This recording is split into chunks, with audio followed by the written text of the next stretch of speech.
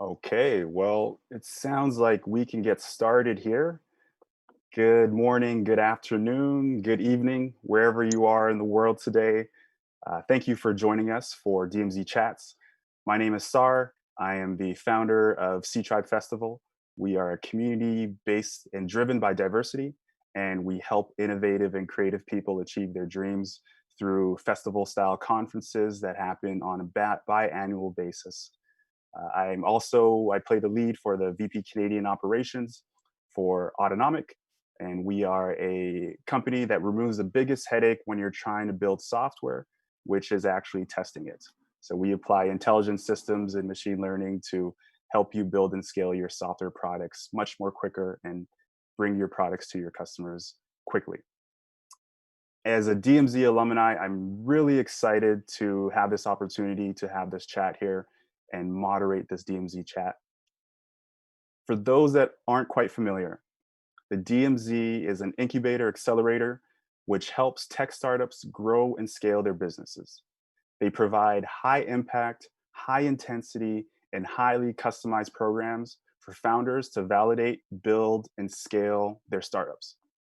I cannot speak any more higher about DMZ because they are, regarded as such a really, really good program. And anybody who is looking to take their product from the next level and really apply a sales focused mentality to their business, I really suggest that you implore exploring the DMZ programming.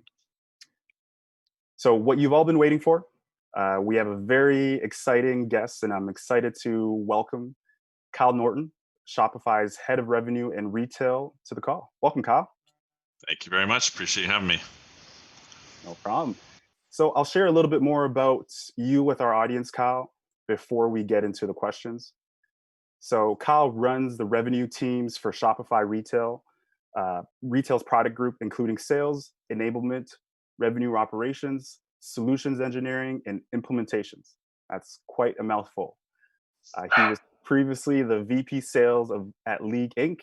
and director of global inside sales at Vision Critical. Kyle is passionate about building teams, growing people, and modern customer first sales strategies. So let's kick things off with a few fast paced questions just to let the audience get a little bit familiar with who Kyle is outside of Shopify and with some questions that we call rapid fire. I'm going to list off a few questions for you, and you'll tell us the first answer that comes to mind. Ready? Yep, let's go. Sounds good. Apple or Android? Apple. Morning person or night owl? Morning by training. Nice answer. Summer or winter?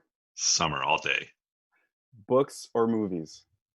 Can I say TV shows? Let's roll with it. Vancouver or Toronto? Toronto now. Favorite place to travel?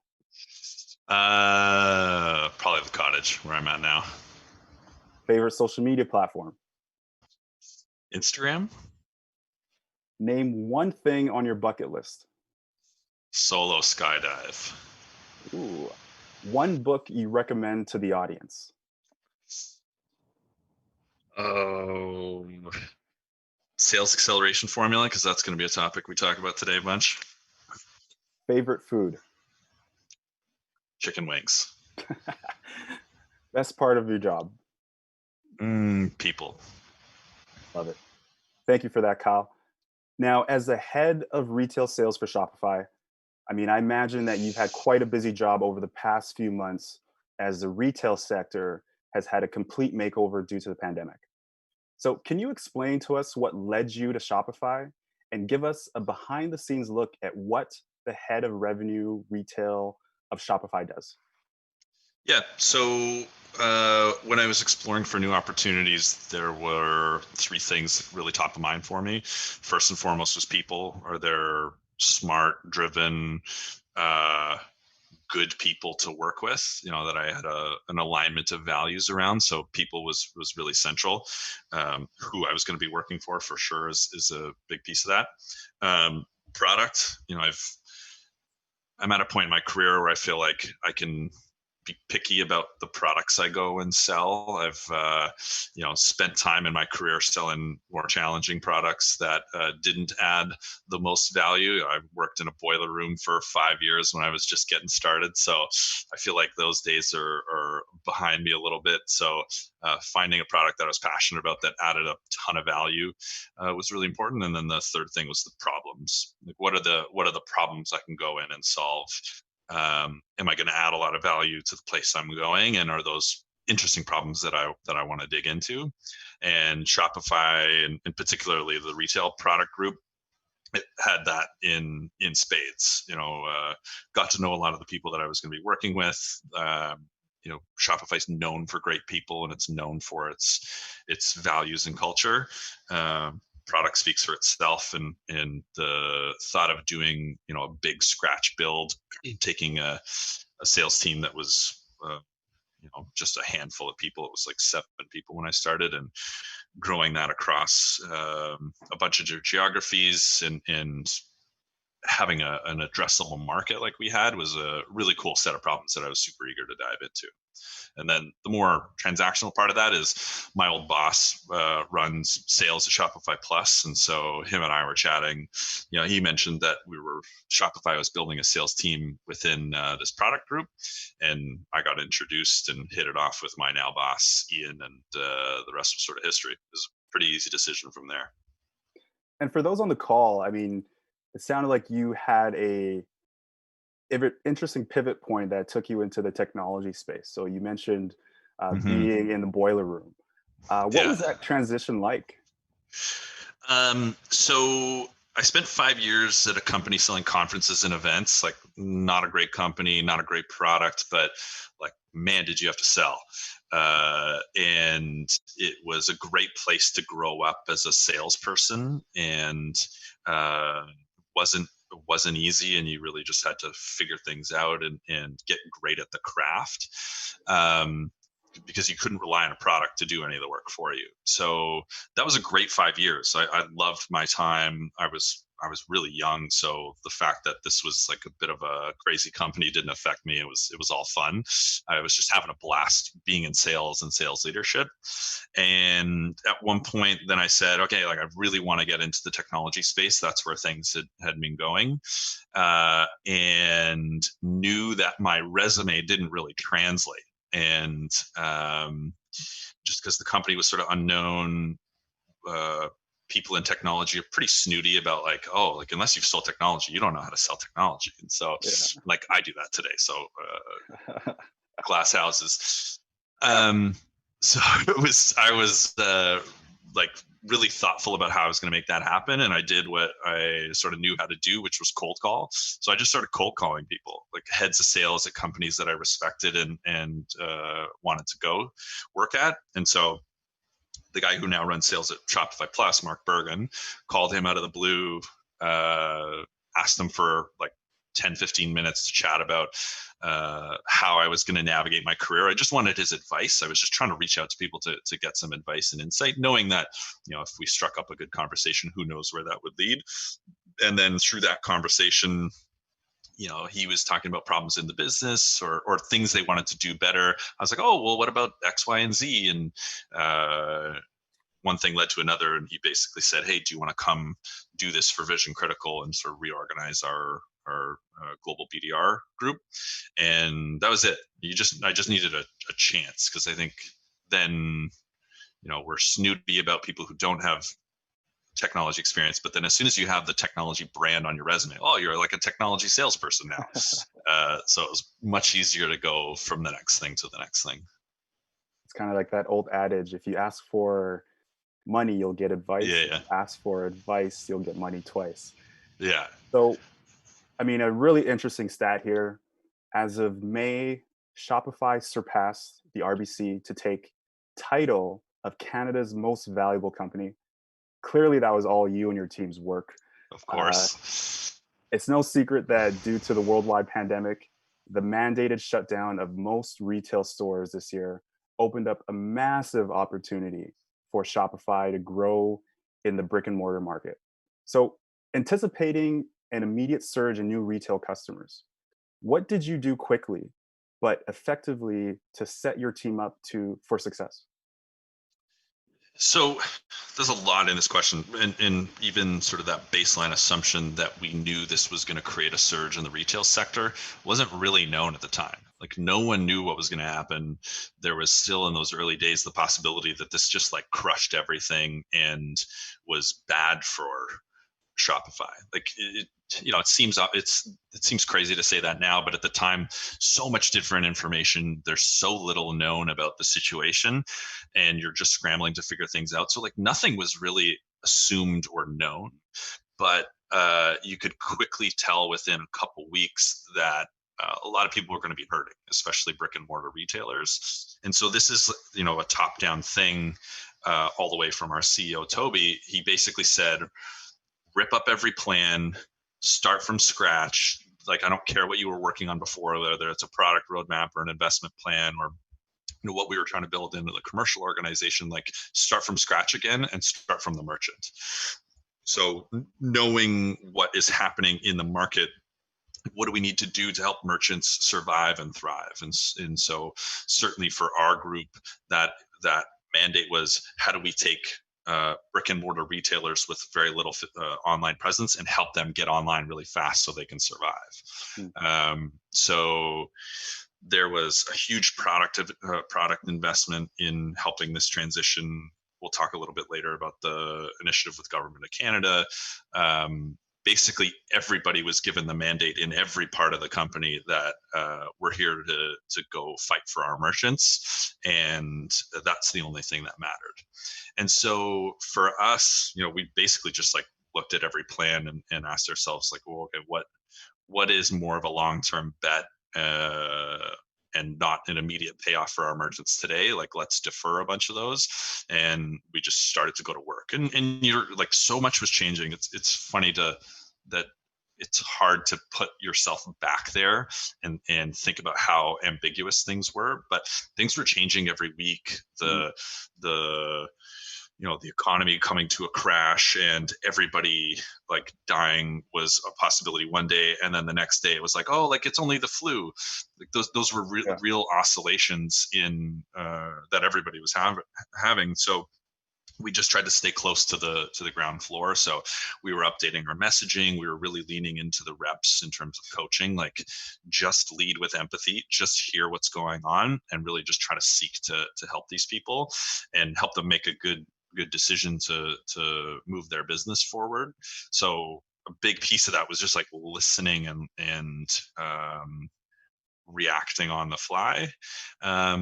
And then more tactically, we played a bunch with our messaging. We changed the tone of our emails and our cadences and how we approached calls and the questions we opened up with and how we went for closes. Like all of that had to evolve given the environment. And then just coaching. Like, we really tried to lean into the frontline leads, helping them help people, because the other huge part of this whole thing was we had to take care of our team. Like we can't help merchants if our team is in a really tough spot, and so stressful, and it was so overwhelming. So also leaning into like empathy as a leader, that was really critical for us, and just helping our frontline managers navigate a completely unprecedented situation where there was no playbook.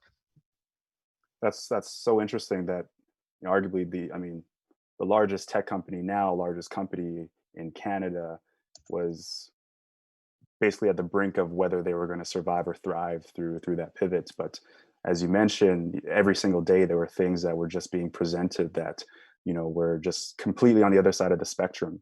So what advice would you give business owners who have to make these quick decisions when changes in the market are this abrupt? I mean, you mentioned a lot of things about empowering your team and leading with empathy and scratching the previous playbooks and plans that you had in place and really starting from the ground up. Is there anything else that you could maybe harp on for maybe some of the business owners that are online right now? Yeah. And do you mean business owners as in like retailers, or business owners as in people running technology companies? Or both? I think let's do both. Okay. So I'll give the I'm asking the non-technology answer. questions here, okay? Just kidding. um, like first is try not to panic.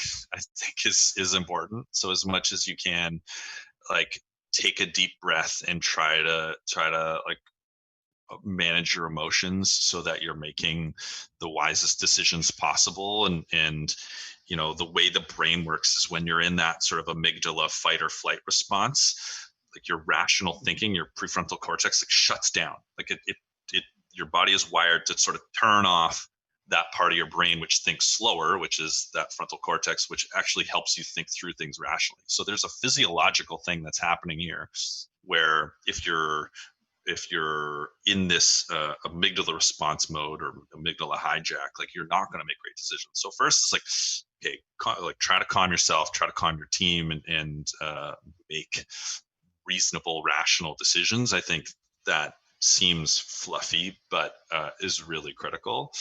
Um, Check in with your team and try to like help people navigate these things personally. And then when it comes to making business decisions, collect the best data that you have. Uh, we sprinted pretty fast to try to set up dashboards, new ways of monitoring the business so that we were on a daily basis seeing the trends and the fluctuations in our operation. So collect the data that you've got, try to use that to the best of your ability. I spoke with a lot of people in my network, so reaching out to other people for other perspectives. And every company is different, so you're not going to rely on one opinion, or you're not going to overly rely on outside voices, but just like having a network of people that you can go to and check in, because there's always somebody that's dealing with what you're dealing with, or Yeah. or has dealt with it in the past. And I believe like community is really important, especially in these situations. Hmm. um, and then read. Like I was reading a lot. I had big chunks of my day that were just trying to keep on top of the latest happenings and the latest thinking, because there was a lot of blogging, there was a lot of like Medium articles, there's a lot of stuff in sort of like the revenue leadership group that I'm involved in. So just trying to take in as much information as possible was really helpful for us. So it's like data, different perspectives, and just like slowing down. I think slowing down and trying to think as rationally as possible would be like crisis management Yeah. tips I would give. And on that note, so you mentioned a book in the rapid fire. Could you maybe just tell us a little bit about that book? And was that something that you opened up around this time? It wasn't. So Sales Acceleration Formula is a book written by Mark Roberge, who helped build HubSpot. And this was one of the earlier books written on how to build good sales infrastructure and how to think really operationally about building sales teams. So a lot of that content is now in a lot of different places. People have borrowed and made it their own. Like you'll read blogs and blogs and blogs that are just sort of like a paraphrasing of that book. So it's a great one to get a foundational understanding of how sales works, and especially if you're an engineer, like how to think about this in a way that is familiar. I didn't necessarily open it. Those are things that it wasn't as relevant for this situation. Mhm. Like a lot of the perspective I was leaning into was some of our Shopify leadership, just because they're the level of craft and the level of business acumen is so interesting, or is so great. And the problem solving approach is different than I think what you see in a lot of different places. Like it wasn't like, oh, batten down the hatches, think about your financial runway. I mean, like we're not a startup, so that's not as big of a conversation, but it wasn't like a financially driven conversation. Think about all the Mhm. ways that you can cut costs and prepare for this thing. Mhm. The emergency response was like, how do we help our merchants? And so that is unique, and so I was really trying to lean into that. Gotcha. And so Shopify recently partnered with government of Alberta, or Alberta. Wow, that's where my mind is. The government of Canada to launch the Go Digital Canada, which aims to bring more small businesses and just help them adapt to the new economy, the digital economy, and do it quickly. So it seems like Shopify is becoming much more than an e-commerce platform here, and having a say in terms of how Canadian residents uh, find that next thing or find that next level of growth. Can you speak more about this initiative and how it's helped entrepreneurs across the country during this time? Mhm. So this is a good example of rip up every plan and go find a way to help merchants. This thing got spun up in record time as a way to help Canadian businesses adapt. And so the components, there's an extended free trial of all the tools. There's a custom learning pathway that the team put together to help people take their business from offline to online. We provided a bunch of enhanced support. There's free hardware that we threw into it. So a whole bunch of great stuff was put into this initiative, and the partnership team and a bunch of exec members were really closely involved in it. So it's been really successful so far. I think a lot of businesses are using this as an opportunity to digitize. Um, and this will have a lasting effect. I think this is a permanent shift that we're going to see in the market. So it was a really cool example of like everything stops but helping our merchants, and this program was something that would have taken like months and months, if not years, to do, and we got done in record time. And then there was a bunch of other stuff that the company did to help these type of merchants. So we reprioritized the product roadmap. We launched curbside pickup and local delivery in record time. Like there was massive changes made internally in terms of the product vision, which is a cool example of a company like really putting their money where their mouth is, and like big changes were made, which was super cool to see. It was fun to be a part of.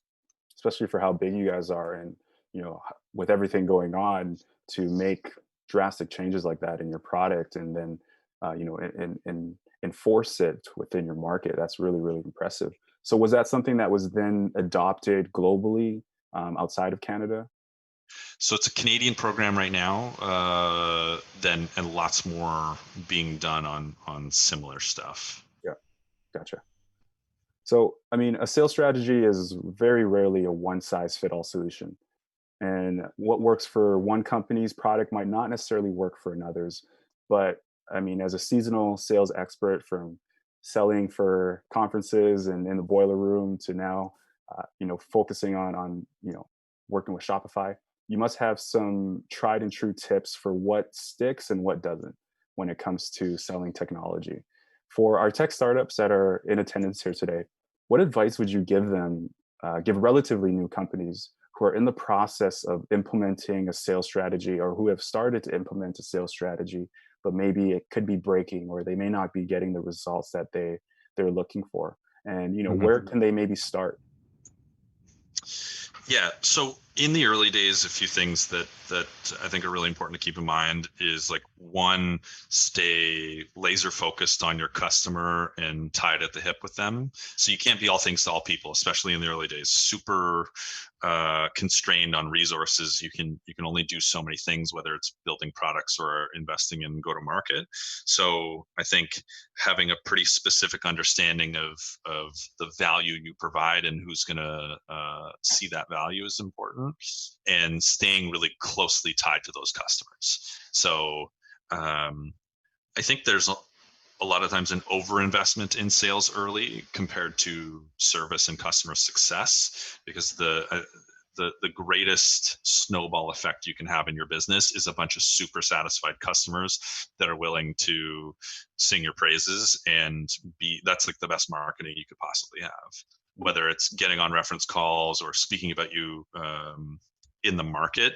uh, Providing real value to customers and treating them really well, I think is the quickest way to go from a really small handful of customers to a meaningful amount.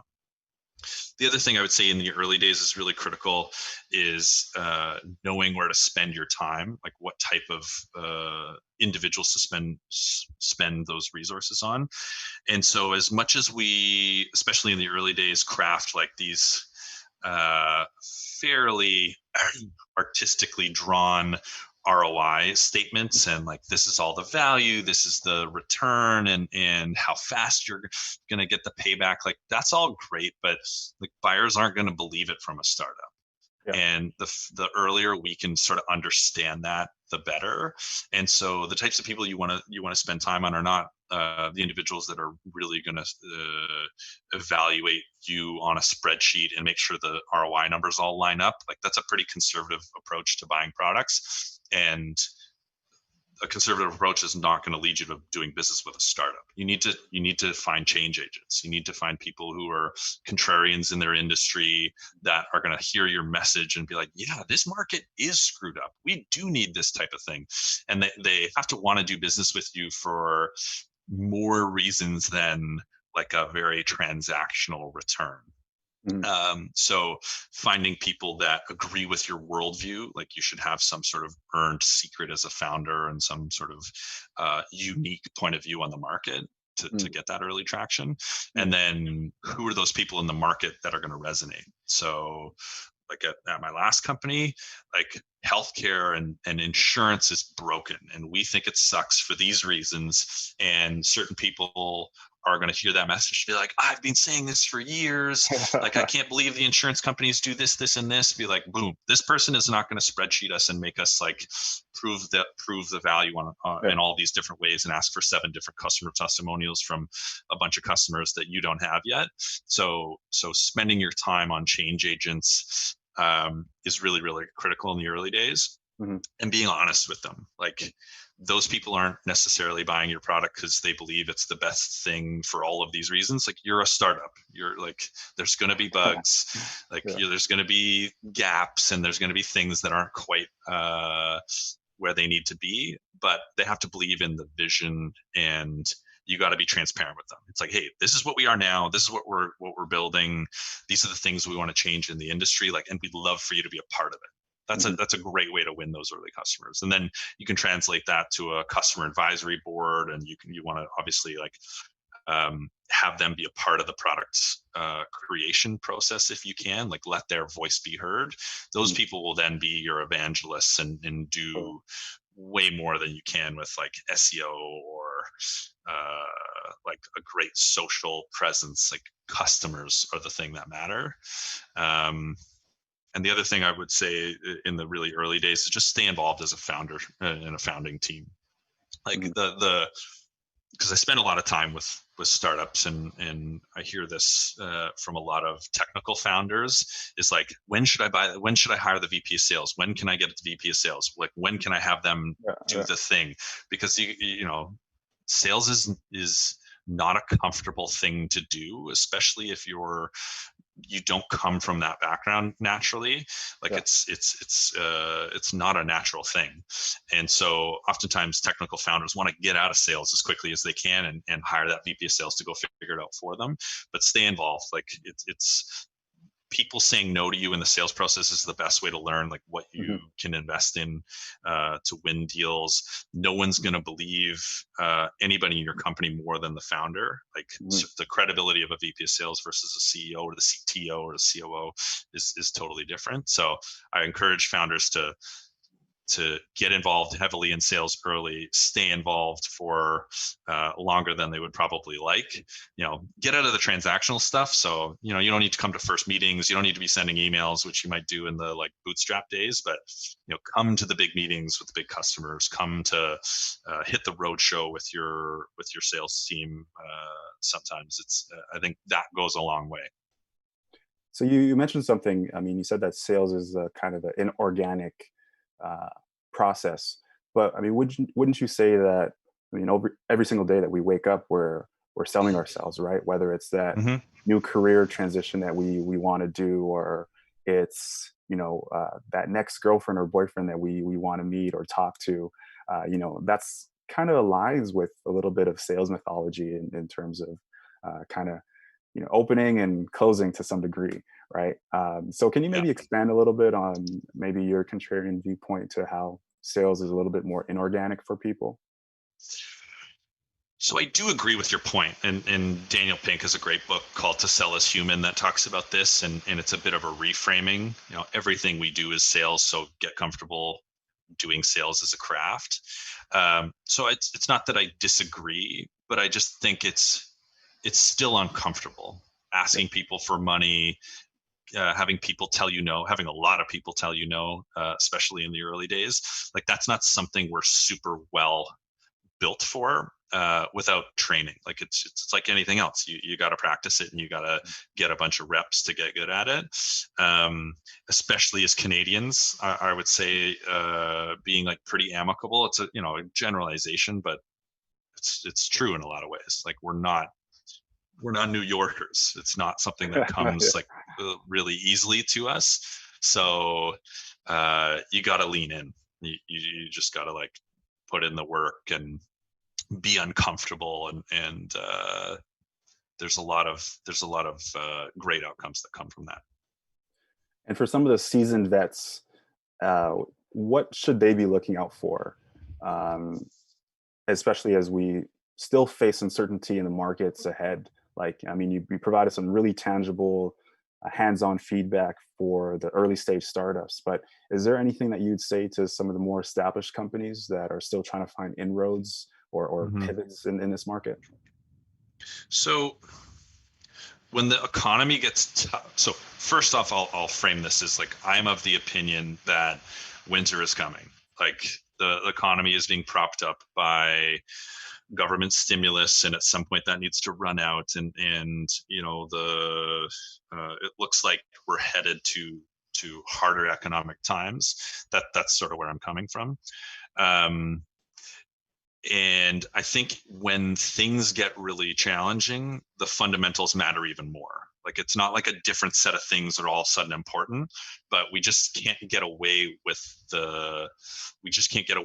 of the things that were less than ideal before. And if you read Challenger, like the Challenger sales methodology, if you read Challenger, it's really based on what was successful in the last downturn, and those principles still hold true in a good economy. So, what makes you a great salesperson? Do you have an opinion, and can you share stuff that's insightful to your customer, and be seen as more than just like a salesperson? So, can you teach the buyer something? Can you tailor your product to be really closely aligned with what the customer needs? And can you take control of a sales cycle? Like that's the framework from Challenger, and that is still true today. Can you teach? Can you tailor? Can you take control? So I think the basics become even more important, and you're going to see where all the cracks are in your business as things get tougher. Like you're going to see, like, does your product really add value? Do people really see a massive benefit from doing business with you, or is this one of the line items that they're like, yeah, it's pretty good, but we could live without it? Mhm. And I think asking yourself those tough questions is important to do now versus later, Yeah. because uh, you got to lean into your customers. And if you think that it's going to be harder to acquire, and there's going to be churn risk, like, go pay attention to your customers, figure out what you can do to help them do things that are maybe not as scalable longer term. So like improve the service that you're giving them, um, and be really like transparent with how you're performing as a company. Like are Mhm. your like, and I would, it's all about the customer. Like it all Yeah. comes back to, do your customers like doing business with you? Do they get a lot of value, and are they going to stick with you when things get tough? um, and I think that's the most important question to ask ourselves. And because you need to be able to protect your base. It's even more important. Like we all know the stats, it's way more expensive to acquire a new customer than it is to hold on to existing revenue. Mhm. So that becomes even more critical. And then the other question I would ask is like, where are we spending money now that we probably won't be spending money if all of a sudden we need to, cut our budget by 25 or 50% and extend our runway and do all the things that startups need to be able to do? Mhm. And those answers will come up like pretty fast. Like, Yeah. is Yeah. there a target? Is there a target market that like is more aspirational? Are we trying to do SMB and enterprise at the same time and splitting our focus and getting like, minimal returns from one of them? Are we like trying to get up and running in a new market before we're really ready for that? So like, when that time comes, like the UK is getting scrapped or your South American expansion is going to get tabled. So think about doing some of those things earlier rather than later, because it's probably a distraction anyways. Love it. So if we switch gears a little bit, and I mean, we've been talking a lot about sales mythology, and I think if we zoom out a little bit to focus more on leadership just in general, especially as it relates both to your career at Shopify and your personal involvement in the greater tech industry. Would you say that there are leadership principles you've discovered and executed that have led to your success? And what did you do to ensure that you continue to grow and develop as a leader? Yeah. So a couple things that I think are really important to my growth to here, and just how I think about building great teams. Like, one is servant leadership. I would say that's probably the most important principle I have, and it answers a lot of questions. Like, um, you don't need to go read 100 leadership books if you truly have a servant leadership mentality, and you really are on a day-to-day basis thinking about how you can invest in your team consistently and enthusiastically, and helping them advance as people. And especially in sales, you see this mentality a lot, that like a salesperson is coin operated and they're only valuable to me in terms of the revenue they generate, and like I'm gonna discard them and hire new ones. Like, there's quite a transactional relationship that you see in the sales realm, and it's a legacy of a past time. And if you read anything about high performance teams, that's the opposite way to run an organization. Like, what creates engagement, retention, what creates high performance. You can read a bunch of the Google work about psychological safety, and a bunch of the employee engagement studies, like what creates real engagement. Like, do you trust and like your boss? Do you believe in the mission? Are you learning and growing? Do you see a career path? And do you think that and do your values align with the values of the company? Like, it isn't really rocket science, but I think where we go wrong is oftentimes we read a bunch of leadership stuff and we think about them as tools to then make people do what we want, and it's all about the business outcome, and we forget that it's like, well, what if I thought first from the employee's perspective? Like, what do they really want, and how do I build towards that, while at the same time building towards a business outcome? And usually your answer is like, help them grow in their career, teach them good skills, treat them nicely, like be transparent. Don't like try to tell them one thing when you know something else is going on. Like, that consistently will come back to bite you. And a lot of that seems obvious. Like, just Mm, treat people well, be in, and um, prioritize them just as much as you prioritize the business outcome. Um, because like, I'm not going to get into all the reasons, yeah. but like, that's the path. Like, you'll hold on to your best people. People will give you great outcomes. When things aren't going well, you'll hear about them really quickly. Like, everything gets better if you can build an environment where people are engaged and happy, and they feel safe. So I'd say that's like number one, that servant leadership uh, uh, framing and all that goes into it.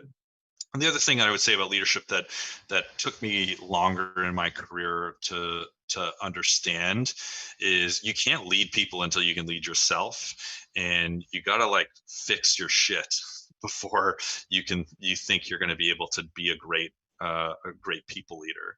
So I think we have to look inwards a lot of the time at um, some of the parts of us that like we need to improve upon. Like, do I struggle with empathy? Am I making this too much about myself? Am I overly worried and negative? Am I anxious? Am I this or that? Like, these things will hold you back as a leader, and they'll crop up, especially when things get challenging.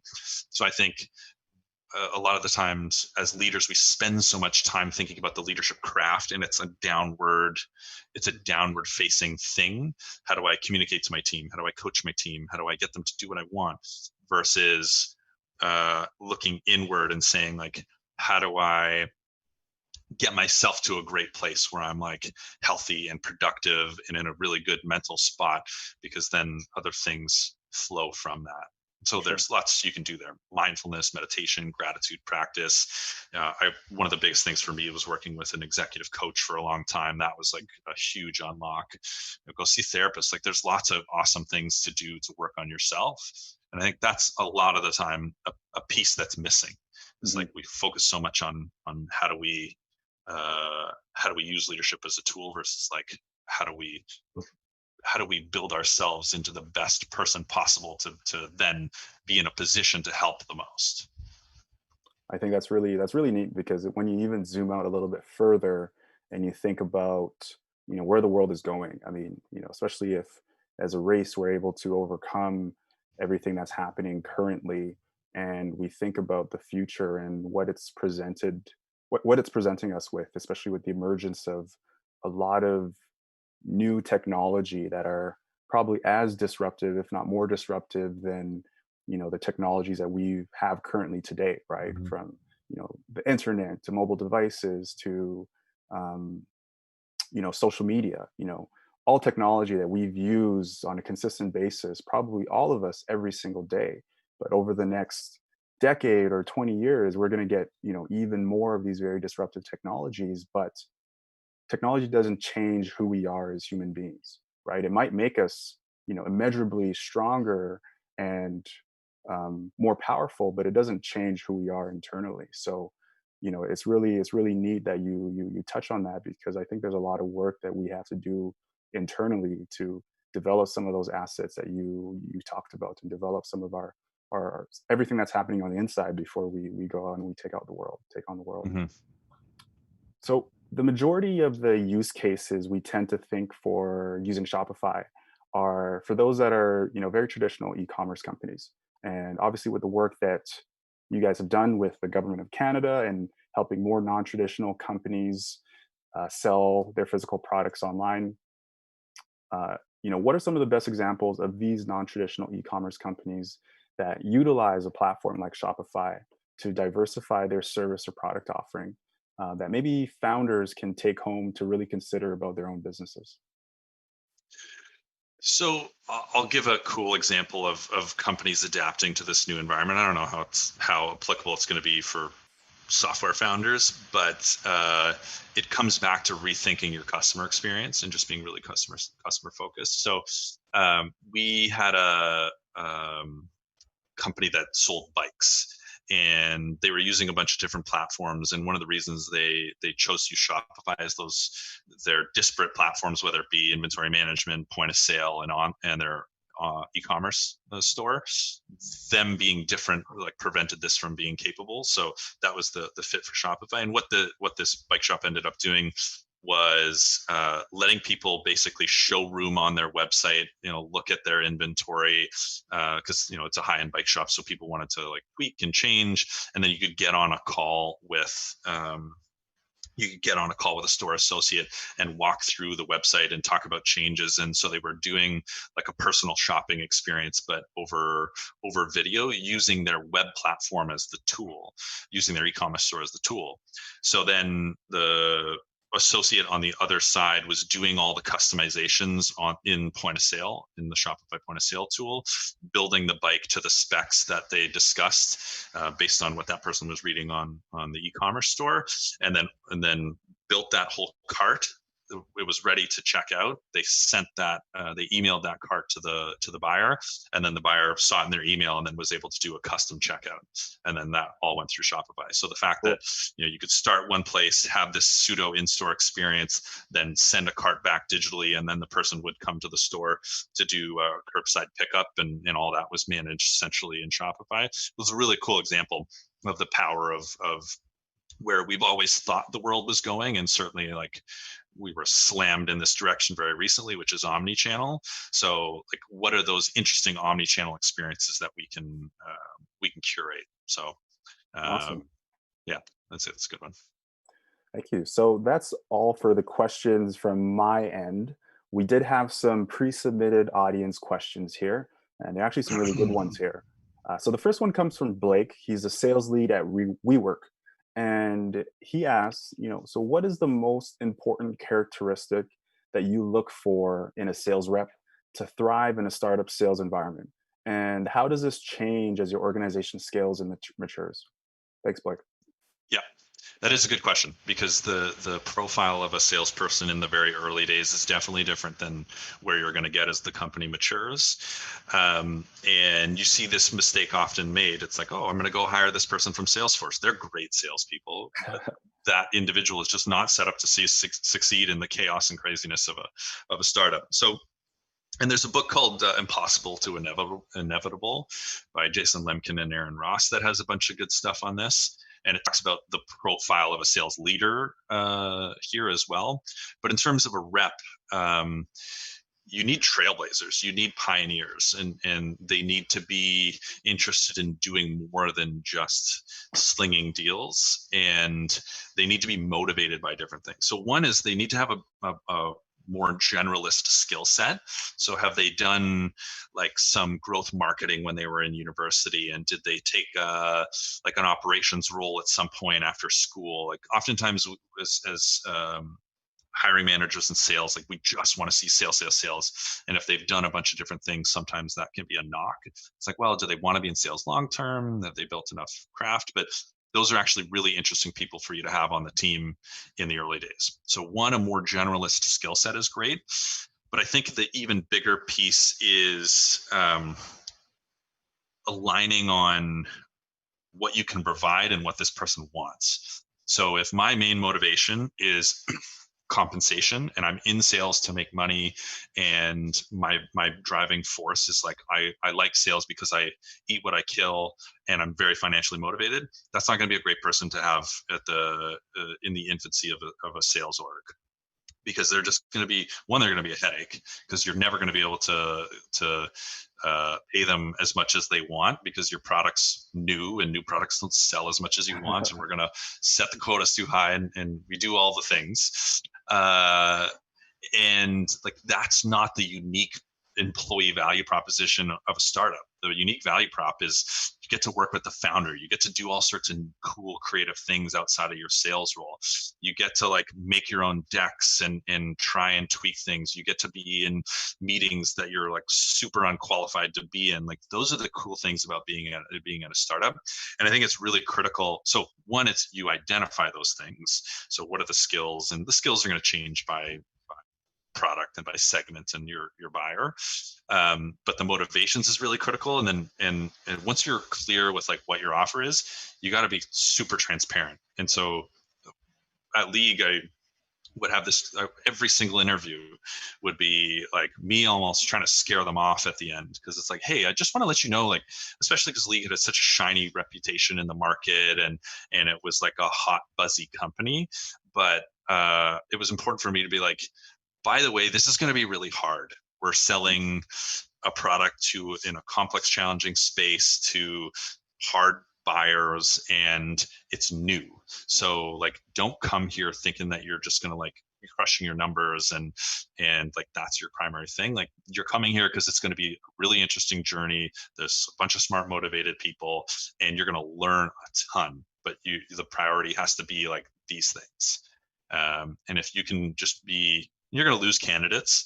Yeah. And you're going to be like, oh man, like I think I scared this person off. I made it seem like it was going to be too hard, or like I oversold that it was about learning and growth versus like I undersold the money. Those, you never wanted to hire that person. Yeah. The person that like opts out or is scared by that, they were gonna crumble anyways. Mm-hmm. So you did not miss out. That person wouldn't have thrived.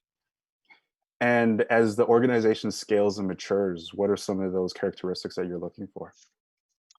So then you can get to a more sales-centric scorecard. So like the typical things that you're going to read in a bunch of the sales books. So are you a good listener? Are you coachable?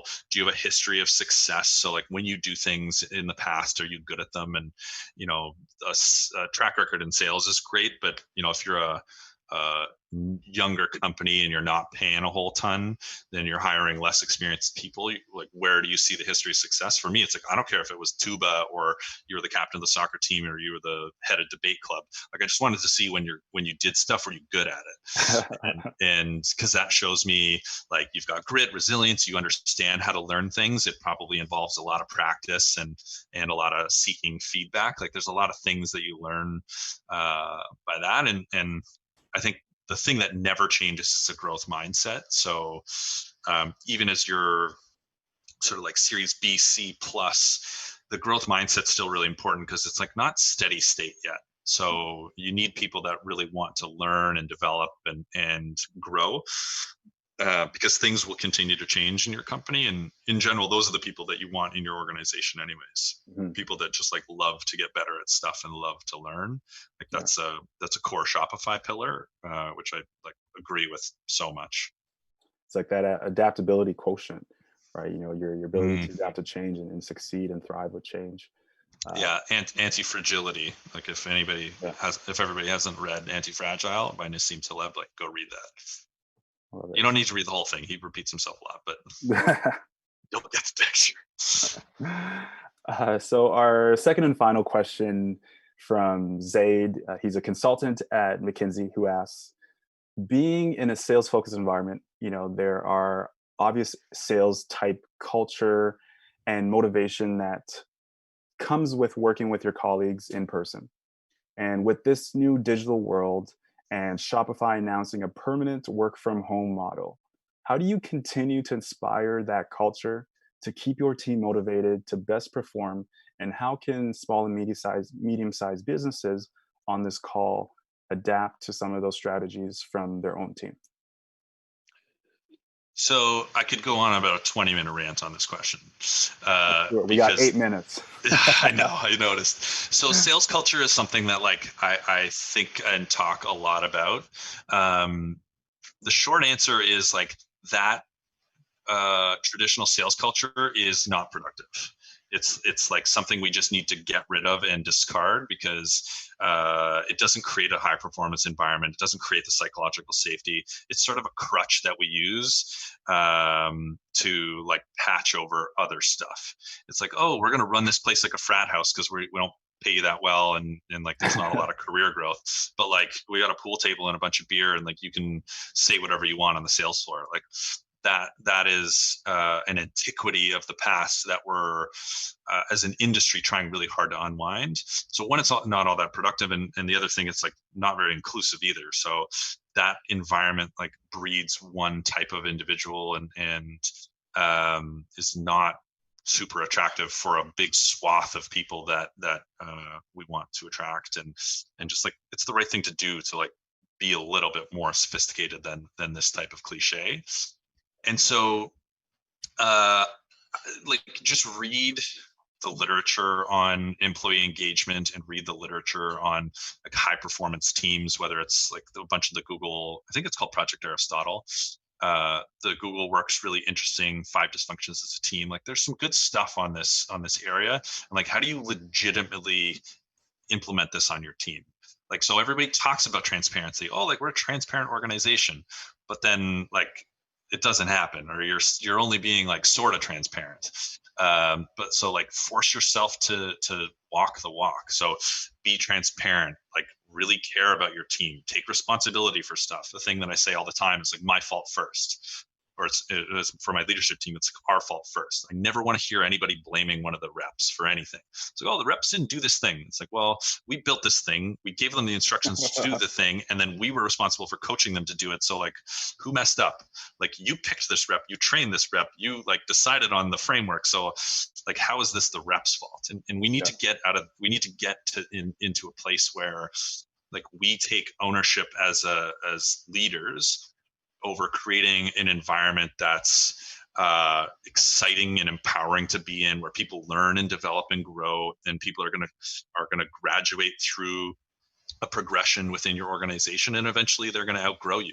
And the best thing you could possibly do is consistently be training people so well that they graduate out of your team into another team internally, or into better opportunities elsewhere.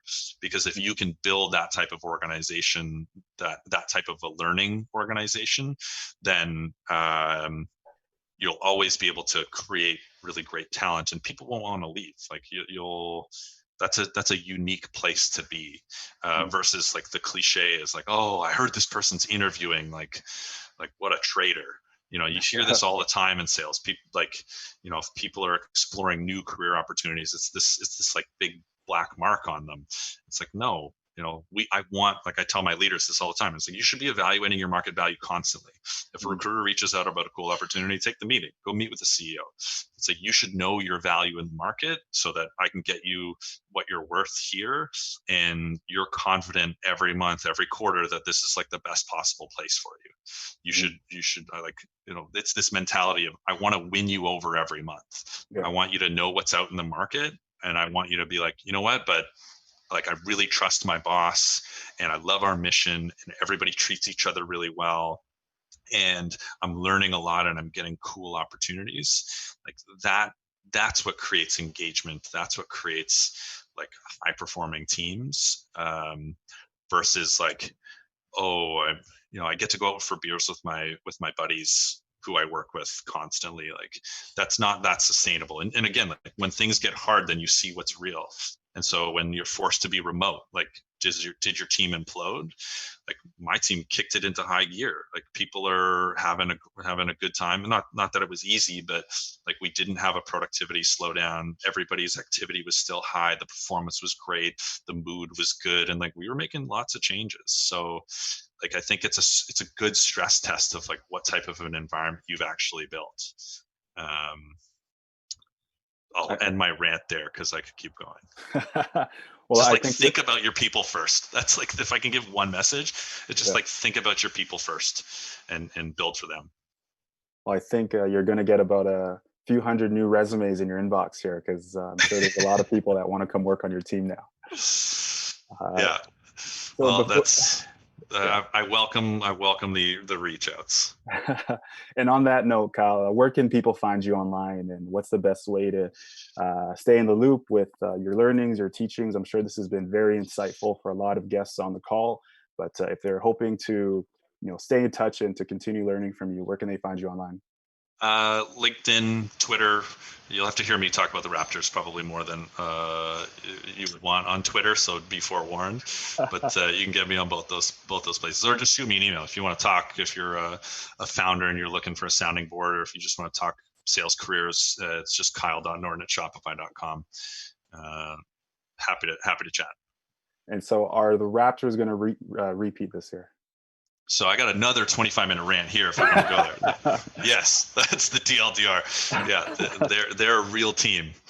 That's right. So I'm obviously I'm a Raptors fan, but I've been a Lakers fan for the longest time. So I'm torn in between right now. But it was exciting being in Toronto for the run last year. So we can do that again. That'll be exciting. Yeah, well, we saw how the Lakers showdown is going to go a couple days ago, so bring it. I wish we had more time to get into this, but thanks, folks. That concludes our third iteration of the DMZ chats with Kyle Norton. Reach out on him to him on LinkedIn and Twitter. He's given you your email. Thank you so much for joining us. Thank you, Kyle, for taking time out of your day. And yeah, let's go out there and let's kill it. Thank you. Thanks, everybody.